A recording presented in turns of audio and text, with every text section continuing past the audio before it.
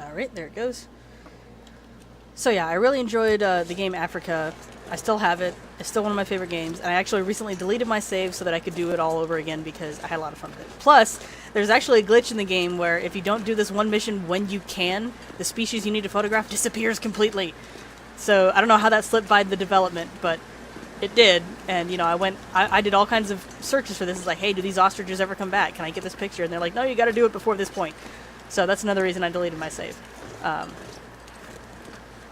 But, you know, I think I was also close to platinuming the game, maybe. And I'm not usually that person who sits there and tries to platinum a game. The only one I actively tried to platinum, and ultimately did, was Assassin's Creed 2.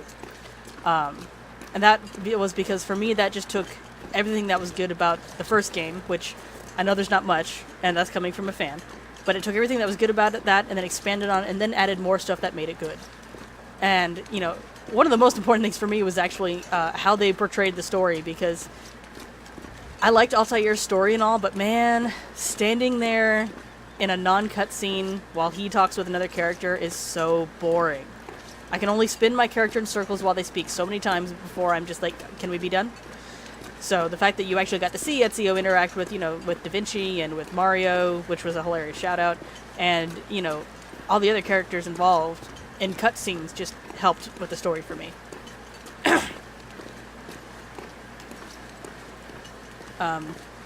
So yeah, and then I was fortunate enough to get a PS4 recently. I've only got 4 games for it, but you know, one is obviously Assassin's Creed Unity, and the others are Second Son, Assassin's Creed Syndicate, which I'm actually really excited for, but I haven't touched it yet because I want to finish Unity, and a game called Warriors Orochi 3. And if anyone has ever played the Dynasty Warriors game series and enjoyed it, because it's kind of a hit or miss series because it's basically nothing but hack and slash, but it's hack and slash with really cool movesets, very interesting weapons, and hilariously bad voice acting. Oh my gosh, I love the bad voice acting in this game. So for me, those are some of the many appeals about this game. I didn't even go down as far as... Wait, isn't that the fishing camp? I was not paying enough attention when I walked in here. No, this is the logging camp. Okay, let's go back to the fishing camp, and then we'll get back out on the ice. But that was the other game that I got. My only disappointment with that is that it's not in English. I have to actually read the little blurbs that pop up when you play this game. And don't get me wrong, I have no objections to reading my games, otherwise I would enjoy the Legend of Zelda series, because there's no voice acting besides, you know, grunts and the occasional hi. But... you know, in a game like that, you're so focused on what's going on because it's a highly action-oriented game that, you know, I sometimes miss what they're talking about, and I'm like, oh, crap. What did they just say? What? Huh? Oh, really? Really? I guess the temperature dropped. Okay, well, I'll get down to the fishing camp and probably find a way to warm up. But yeah, I've got those 4 games, and, you know, I have been enjoying my PS4. And I have a good friend who has an Xbox One, and he's been the Xbox guy. And as far as I know, he's similar to me in that he's not against, you know, he's not against the PlayStation because it's a different system. There hasn't been much for it that he's wanted. Plus, he doesn't always have a lot of time for video games. He has tons of video games lined up that he hasn't been able to play yet because he's working a lot. So, you know, I totally get that. And he's also a completionist, so he's one of those people who's like, I can't put this game down until I'm done with it. So, and that's kind of how he manages.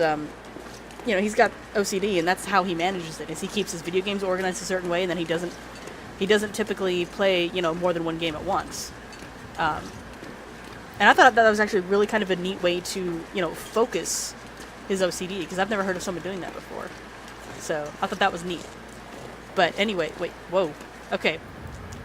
While not paying attention, walking past this bumper with this icicle, it kind of looked like a bird for a second.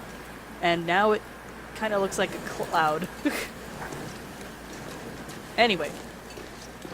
But yeah, I've seen some of the really cool things that the Xbox One can do.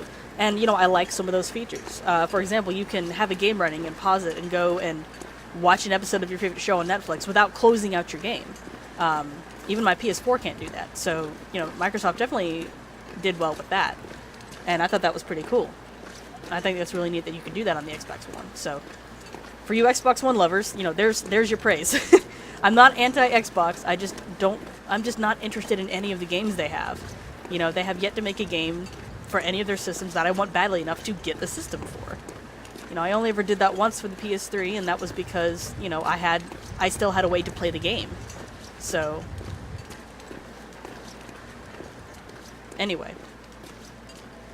So, what brought all this, you know, game talk on was E3.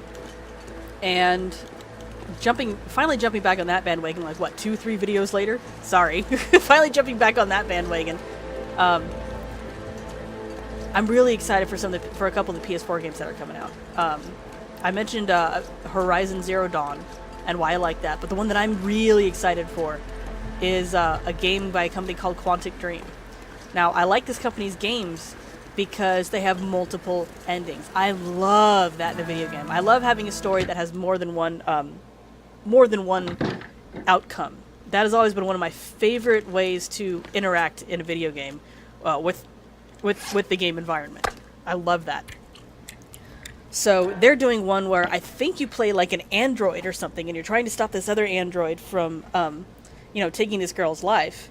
And from the trailer, they were really creative with the trailer. They, you know, kind of showed a bit of the suspense, and they showed several of the possible outcomes of this one encounter.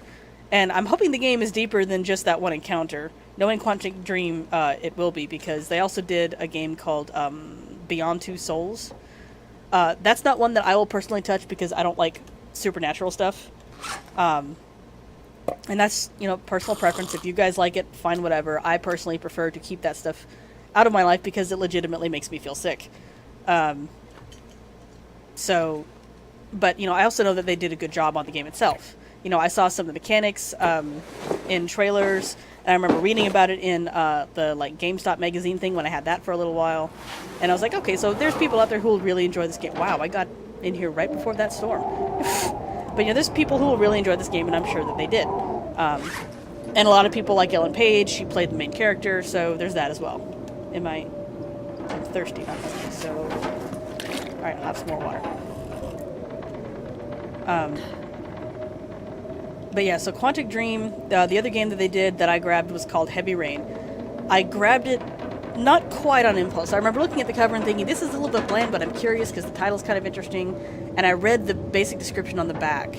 And, you know, for anyone who hasn't seen or heard of Heavy Rain, you play 4 characters, usually different times. And it is very much a narrative. But, you know, it's not like you don't have control of your environment. It's a murder mystery, and, you know, your goal is to figure out, you know, who the murderer is. And sorry for pausing, I'm taking a sip of coffee.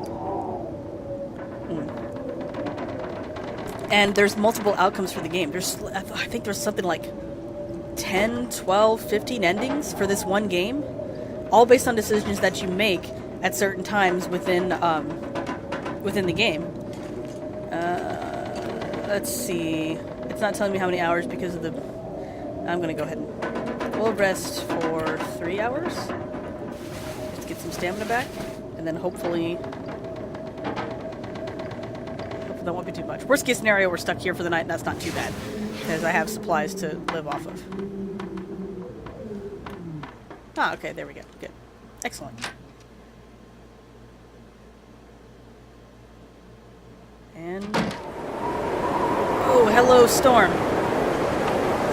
But you know what? I'm warm enough. Look at that. I am warm enough. Okay, now I just need to keep an eye out for that wolf. And we'll start exploring, it's one of the fishing huts. Oh. Where? Oh, there it is. Oh, he can't get to me because of where I'm at. That's great. Okay, good. So, I'm going to sprint this way. Because I do not want the wolf.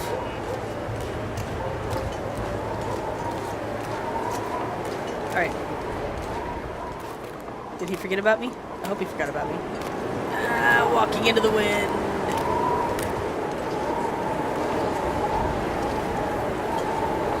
I think he forgot about me. So we're gonna have a change of plans because I don't want to fight the wolf in the snowstorm. Oh jeez. I apologize if my voice suddenly got louder. For me, the speaker volume is up kind of high because of the air conditioners in my room. So I'm talking a lot by comparison. So I apologize if it sounds like I'm suddenly yelling at you guys. Now let's see. Sometimes there are things up here. Oh, hey, I can go to this fishing hut. This will work.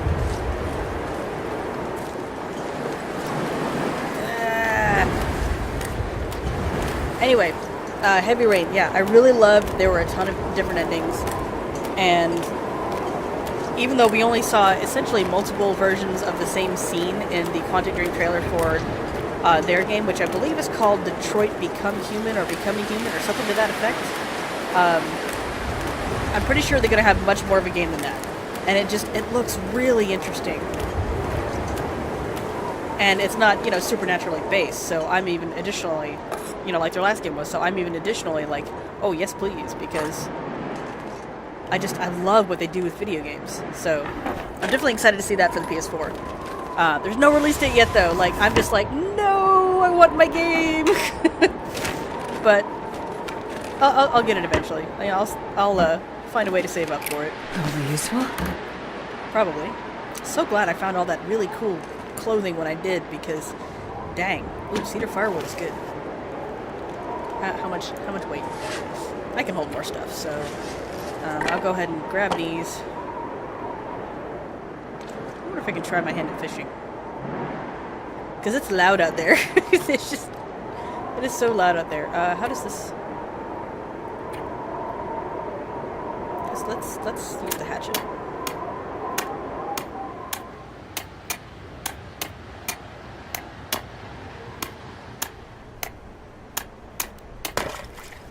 Okay. Okay, let's try fishing for 1 hour, because I've only got 5 hours of daylight left. See if I catch anything. Oh, hey! I got a rainbow trout. And there's even a stove to cook it in.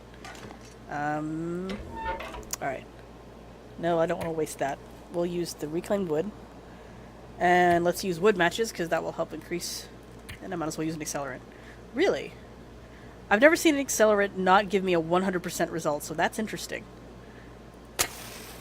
So I guess we'll start with that. Perfect. There we go. And let's cook that trout. Cook. Cook me some fish.